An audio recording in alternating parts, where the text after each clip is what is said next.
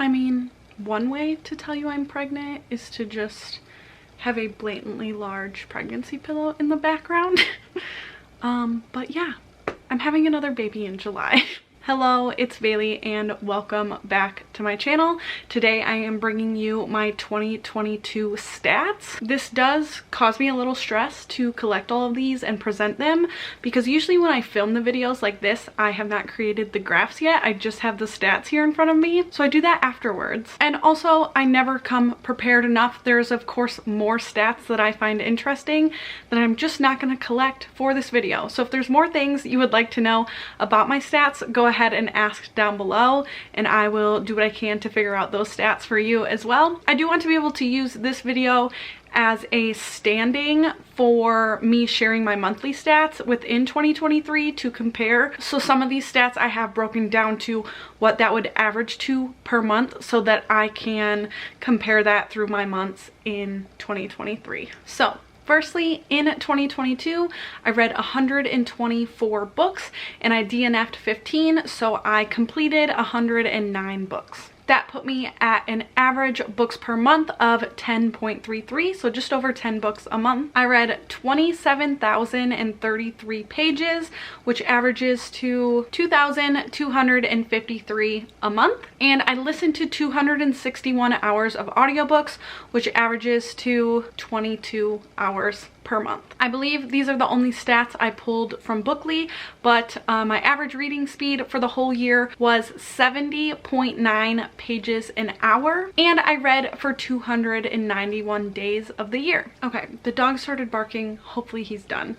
The average page length of the books that I physically read and completed was 291 pages per book. I read a lot of children's books this year, which you're about to see. And so from here, I think we can get into my pie chart graphs. In terms of format, I read these books in. I read 53% physical books, 23% ebooks, and 23% audiobooks. I do generally try to keep my audiobooks below 20% just because I know that when I read things on audio, I don't enjoy them as much. So I try not to do too many. I was slightly over that number in 2022 and I'm comfortable with where it was at. I had set a goal to read over 75% books that I owned, which I did achieve. I read 62% books that I owned, but I also read 15% books that I acquired. So those are books that I bought throughout the year and read them like within a month or two. I categorize those as acquired, but I am counting them as owned books for this stat. So 77% of the books that I read, I owned physical copies of. And I believe I had also set a goal to read 15% rereads. I did not hit that goal. I was at 7% rereads, and that's okay. In my opinion, I would like that number to be a little higher. For my genre breakdown, I am going to just say my top 5 genres, which actually turned into my top 6 genres because 5 and 6 were tied. I am going to have to read this off of this list because that's too much to remember at once.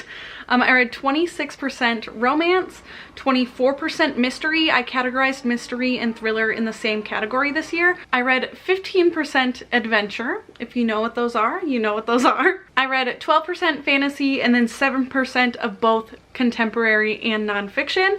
I am happy mostly with that fantasy number that it is in my top 5. I have been trying to come back to fantasy, so I'm comfortable with where that was sitting for 2022. For age range, I read 60% adult, 3% new adult. I say this over and over again, but I only categorize things as new adult if they specifically fall into like college aged. 16% YA, 1% middle grade, and then 21% children's. I have 2 stats here that I am not happy with at all. I am trying to be more conscious of what I am acquiring, being that I am trying to read what I own right now. But I read 28% books that had LGBTQ plus characters, themes in them, and I only read 19% POC authors, which I'm not happy with at all. I read by 77% women, 19% men, 4% were multiple authors. I only categorized books as this if the authors didn't